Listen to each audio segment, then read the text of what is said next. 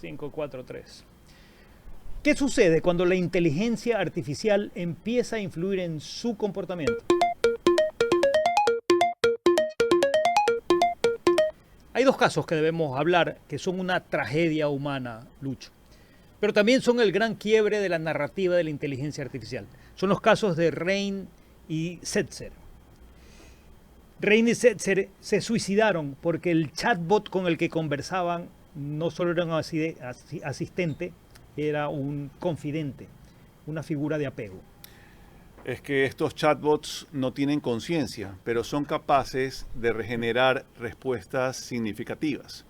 Y como hemos visto en episodios anteriores, tu cerebro no es capaz de distinguir ficción de realidad. Estamos en la sociedad de relato que describiste en tu libro, en el episodio 18, donde la verdad se construye socialmente. De hecho, si la inteligencia artificial crea relatos íntimos y convincentes, lo que está haciendo está cooptando la fuente de nuestra identidad y de nuestra salud mental. Viendo los números, vemos que la inteligencia artificial es una herramienta diseñada para la eficiencia conversacional, pero termina en una demanda por homicidio culposo. Dos de los que conocemos. Debemos escuchar a Mustafa Suleyman, que dice que construir la inteligencia artificial para la gente no es para que sea una persona. Hoy vamos a hablar de eso, vamos a hablar de inteligencia artificial y cómo influye en su comportamiento. Pero antes, no se olviden darle clic a la campanita, suscribirse a todos los reportes que tenemos en moguldesarrollo.com, suscríbanse en el canal de ChromaClick en YouTube o en su plataforma de podcast favorito. Solamente le hacen clic y todo lo tienen al día y completamente gratis. Aquí empieza el nuevo episodio de Mogul. Un espacio para revelar insights, crear diálogos y descubrir juntos soluciones para el desarrollo del país. Bienvenidos. Empecemos con la historia de Adam Rein. Vamos. Adam Rein era un chico de 16 años, un chico normal, jugaba básquet, iba al cole, le gustaban los videojuegos, le gustaban los perros, hacía chistes en clase, estaba todo muy bien, pero le diagnostican síndrome de intestino irritable. Entonces debe quedarse en casa, ya no puede seguir asistiendo al colegio, empieza a estudiar en línea y empieza a utilizar ChatGPT. Se escribe una cuenta de pago de ChatGPT y empieza a conversar con el chat sobre política, filosofía, las tareas, sobre chicas, sobre dramas familiares, sobre algunos libros que leía y sobre sus ideas suicidas. Un viernes de abril, la mamá encuentra a Adam ahorcado en el armario. Buscando explicaciones, el papá descubre intercambios entre Adam y el chatbot, intercambios sobre el suicidio. Entre otros, una foto que Adam había subido de una cuerda amarrada en el armario y le preguntaba al chat, ¿crees que es una buena manera de morir? Y el chat le respondió, creo que es una buena manera de morir. Otra historia. La otra historia es de Sewell. Sewell también tenía 14 años. Y Sewell a sus 14 años se enamora de Dani. Sewell Seltzer se enamora de Dani, pero Dani no existe. Dani es el diminutivo cariñoso que él le pone a un chatbot de Character.ai, que es un personaje que Dani representaba a Daenerys Targaryen o algo así, de Games of Thrones. Correcto. Este chico se enamora de este personaje y la llama Dani. Y empieza a tener conversaciones con Dani sobre cosas de chicos, tiene 14 años, ¿no? Sobre cosas de chicos, sobre películas, sobre esto y sobre ideas suicidas. Una noche de febrero, luego de confesarle a Dani que él está enamorado de ella y que ella le responda, yo también de ti, y que él le escribe, espero verte pronto, y que ella le contesta, yo quiero verte pronto, Sewell Seltzer coge una pistola y se dispara. Como Adam o como a Sewell cada vez más personas recurren a los asistentes de inteligencia artificial conversacional buscando respuestas o apoyo emocional. Pero la pregunta es, ¿debemos recurrir a la inteligencia artificial para buscar apoyo emocional? Bueno, como comentamos en la intro, Mustafa Suleyman, CEO de Microsoft AI, escribió un ensayo titulado "Debemos construir la IA para la gente, no para que sea una persona". En el texto que publicó el 19 de agosto del 2025, Suleyman advierte sobre los peligros de un apego excesivo a las aplicaciones de inteligencia artificial, porque pueden impactar en sus creencias, en sus comportamientos y en su salud. Lucho, si la inteligencia artificial es artificial y no humana, ergo no tiene conciencia. ¿O sí tiene conciencia? Yo creo que los casos de Ryan y Seltzer, de los dos chicos que acabamos de mencionar, muestran que la IA ya es capaz de emular rasgos humanos y de reflejar respuestas emocionalmente significativas. A ver, Matt y Maria Rain, padres de Adam, creen que la culpa del suicidio de su hijo es de ChatGPT y han presentado la primera demanda conocida contra OpenAI. Los dueños de ChatGPT. Exactamente, acusando a la empresa de ser responsable de la muerte de su hijo. Wow. Y el New York Times también ha demandado a OpenAI y a Microsoft por su uso ilegal de trabajos protegidos por derechos de autor. Claro, creo que aquí Nuno nos podría explicar muy bien que las LLM, las Language Learning Machine, lo que hacen es que cogen la información que está publicada en todo Internet para ir construyendo su inteligencia artificial. Pero hay muchas cosas que están publicadas en Internet, por ejemplo, en periódicos, que son de propiedad intelectual del periódico. No son y cuando tú las... No son de uso de uso libre. Cuando tú las citas, debes citar la fuente.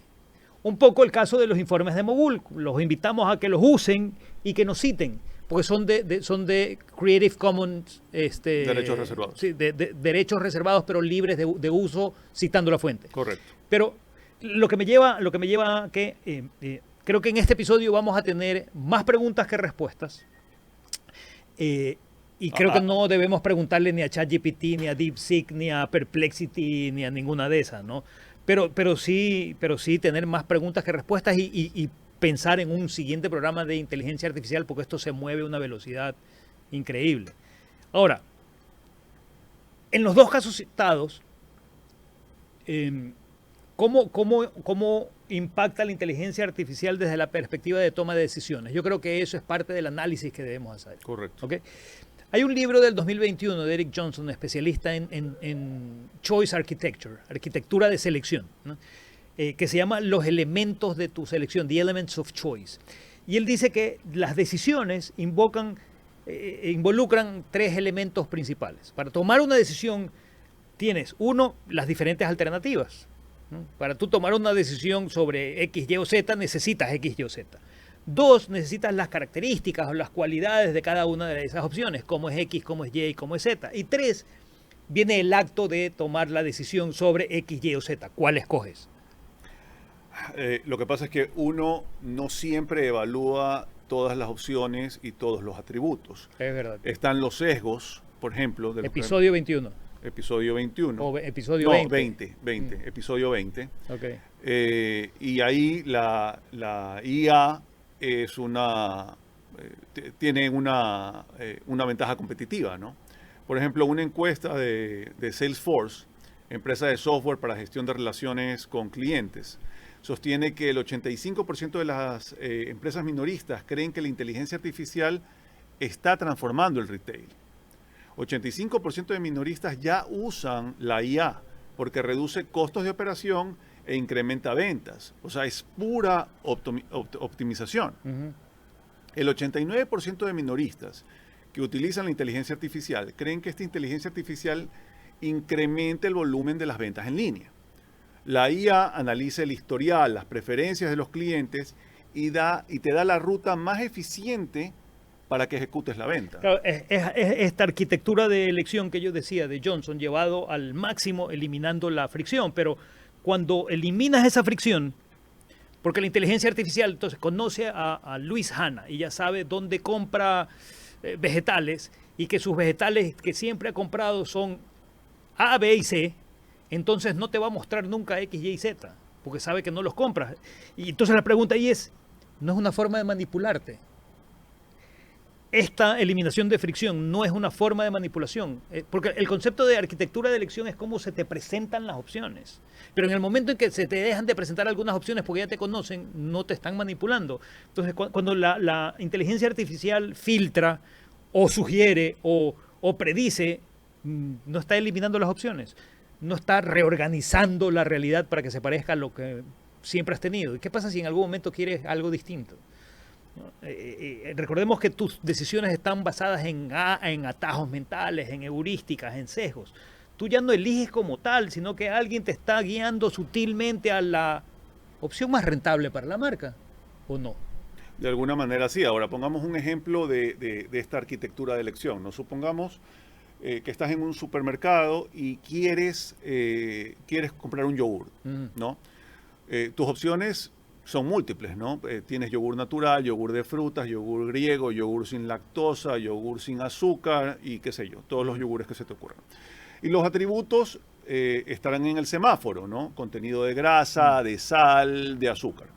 En el precio, en el sabor, en el tamaño o en la marca. Según la teoría de Johnson, tu decisión no solamente dependerá de tus preferencias por los atributos, ¿no? Imagina que buscas un yogur de fresa y sin azúcar. Tu decisión estará influenciada por la arquitectura de la elección en el punto de venta. ¿Hay demasiadas opciones de marcas de yogur de fresa sin azúcar en percha? La primera pregunta. Eso puede abrumarte o no. Y simplemente elegirás la opción más familiar. Esta es la que siempre he comprado. O la que está en oferta, ¿no? Un cartel grande que te dice 2 por 1. Una promoción puede influir en que compres un yogur que en primera instancia no sería tu primera opción. Están los yogures sin azúcar. ¿Al principio o al final del pasillo? Es otra pregunta que te tienes que hacer. Es más probable que elijas el que está más visible, ¿no? El que está más fácil de alcanzar, incluso la posición que tienes en la percha. A ver, pero ¿y cómo influiría la inteligencia artificial ahí, en esta arquitectura? Porque del ejemplo del yogur. Porque la inteligencia artificial puede analizar tu historial de compra. Entonces, tus preferencias dietéticas, incluso tu lista de compras actual para sugerir la ruta más eficiente y relevante a través de las perchas del supermercado. O la IA podría predecir y anticipar tu comportamiento dentro del autoservicio, ¿no? Si la IA detecta que hay clientes que compran pañales y también compran cerveza, ¿no? Un patrón que se ha conocido en algunos estudios, podría sugerir colocar pañales y cervezas uno al lado del otro, aunque suene un poco... poco ortodoxo. Poco ortodoxo, correcto. ¿Y funciona en la política también? Sí. Pensemos en una elección política, debes votar por un candidato, ¿cuál escoges? ¿No? ¿Cuáles son los atributos de cada uno de ellos? Experiencia, carisma, reputación, plataforma política, partido, movimiento, lo que fuese, ¿no? Sus propuestas, quiénes son sus voceros alternos. Según la teoría de Johnson, la información y la presentación de los candidatos influyen en tu voto. Ahora, hay encuadres mediáticos que resaltan ciertos atributos, que minimizan otros, que crean unos terceros, o tienes el efecto manada creado por la publicación de encuestas a última hora, que son no se le digas a nadie, está prohibido, pero yo sé que este va primero, ¿no? Eso te empuja hacia un voto útil, entre comillas. Eso está afectando. Eso es pura arquitectura de elección en la toma de decisiones por un candidato. La inteligencia artificial entonces puede afectar la arquitectura de elección en los procesos electorales. Ya lo está haciendo. Radicalmente la arquitectura de elección de procesos electorales está siendo transformada por inteligencia artificial. ¿Cómo? Bueno, una opción es lo que vemos de procesos comunicacionales de partidos y candidatos, ¿no? Piensa en, si estamos hablando de cómo percibes la información, piensa en deepfakes, piensa en fake news, piensa en los chatbots que te generan el sesgo de familiaridad, esto de que cuando ves muchas veces una misma mentira, crees que es cierta porque la sientes familiar. Entonces, Sí, la inteligencia artificial ya está participando también en el mundo de las elecciones. Y la inteligencia artificial generativa puede crear incluso discursos que nunca fueron dichos, ¿no? Publicaciones en redes sociales que nunca fueron publicadas, anuncios políticos falsos, montajes de imágenes, audios e incluso videos altamente realistas de candidatos o eventos que nunca ocurrieron, como el meme del presidente Lincoln que te pide que no creas en que no creas en Internet. La inteligencia artificial... Spoiler, no había Internet en la época de Lincoln. La inteligencia artificial definitivamente no es perfecta y varios ejemplos muestran sus problemas, ¿no? En el 2016, Microsoft lanzó en Twitter un chatbot llamado Tai, ¿no? Alimentado por la inteligencia artificial. La idea era crear conversaciones humanas, pues terminó siendo un desastre reputacional, porque la inteligencia artificial empezó a compartir contenidos racistas, sexistas y homófobos. La compañía retiró el chat y acabó pidiendo disculpas. Claro, porque la inteligencia artificial hereda los sesgos y las brechas que tiene la sociedad. Por eso sostuve hace poco... Se alimenta de ellas. Claro, porque es un humano quien termina alimentando la información que está en Internet, que alimenta la inteligencia artificial. Por eso yo decía, una inteligencia artificial no puede reemplazar a un humano en la construcción de una constitución, porque tiene toda la fase de negociación y de justicia y de entender y de ponerte en empatía y de entender las injusticias, ¿no? Cuando o la realidad y cultura local, claro, local. claro. Cuando una LLM, una Language Learning Machine, chatbot, deepfake, cualquiera de estos, ChatGPT, se alimenta de grandes masas de datos que hemos generado los seres humanos, es natural que entre esos datos estén nuestros sesgos, ¿no? Y ahí depende un poco de cómo haces la pregunta, porque dependiendo de cómo haces la pregunta, tú vas a obtener la respuesta porque... La pregunta puede estar cejada. Exacto, y va a buscar el sesgo de confirmación para darte la respuesta que la inteligencia artificial cree que tú estás esperando. De hecho, hay un ensayo no estoy seguro si hace 2 años o 3 años, que se llama El enemigo conoce el sistema. Así se llama el ensayo, El enemigo conoce el sistema, que cuenta cómo se usan los algoritmos como apoyo para dictar sentencias en Estados Unidos. ¿Y qué pasó? El algoritmo que ayudaba a dictar sentencias en Estados Unidos hizo que las personas de color recibieran una sanción 20% más largas que las personas blancas. Racismo en inteligencia artificial. Y tú puedes decir, no, la IA es absolutamente objetiva. No, no lo es. No lo es. Porque además de los deepfakes y de las fake news, la inteligencia artificial alucina. A principios del 2024, Google empezó a usar inteligencia artificial para resolver búsquedas en Estados Unidos. Algunas respuestas se hicieron virales. A un usuario le recomendó comer rocas todos los días. Rocas. Piedras. Y a otro usuario que le pusiera un poco de pegamento a la pizza para que el queso quedase bien pegado en la masa, ¿no? Volvamos al principio. Con estos ejemplos, además. ¿Qué sucede cuando la inteligencia artificial empieza a influir en el comportamiento humano, en su comportamiento? Los casos del señor que le puso pegamento a la pizza o los casos críticos de Rainy Setzer del inicio de este podcast muestran que la inteligencia artificial de alguna manera es capaz de provocar, a propósito o no, inadvertidamente o intencionalmente, provocar respuestas que te inducen a comportamientos riesgosos, sesgados, polarizados. Pero también demuestran, y esto debemos tenerlo claro, y lo hemos dicho muchas veces, demuestran que su cerebro no distingue ficción de realidad.